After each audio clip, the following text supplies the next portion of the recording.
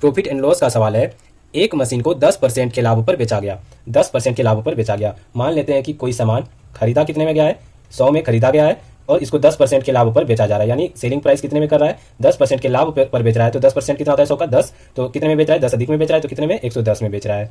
अब आगे सवाल में कह रहा है कि यदि इसे 80 रुपये कम में बेचा जाता तो विक्रेता को 10% हानि होता। तो हानि 10% का होता, तो 10% का हानि लेके बेचेगा तो कितने में होगा, 100 का 10% 10, तो 10 का लॉस लेके बेचेगा तो कितने में बेच रहा होगा, सामान को 90 में बेच रहा होगा। सवाल में क्या कह रहा है, यदि इसे 80 रुपये कम में बेचा जाता, कितने कम में बेचा जा रहा है, यहाँ से पहले 110 में बेचा जा रहा था, अब 90 में बेचा जा रहा है। कितने कम में बेचा जा रहा है, 20 कम में बेचा जा रहा है। लेकिन सवाल में कह रहा है कि 80 कम में बेचा जा रहा है, तो 80 जो हो गया कितने यूनिट का वैल्यू हो गया, 20 यूनिट का वैल्यू हो गया। तो 20 से क्या करना होगा, भाग देना होगा।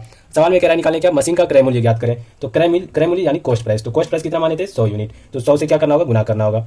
20 से 100 कट जाएगा 5 बार में, 80 और गुना 5 हो जाएगा कितना, 400। यानी कॉस्ट प्राइस जो हमारा निकल के आ जाएगा कितना हो जाएगा, 400 रुपया क्या हो जाएगा, हमारा कॉस्ट प्राइस हो जाएगा। ये हमारा सही आंसर हो जाएगा। ऐसे ही महत्वपूर्ण सवालों के जवाब जानने के लिए हमारे चैनल को सब्सक्राइब जरूर करें।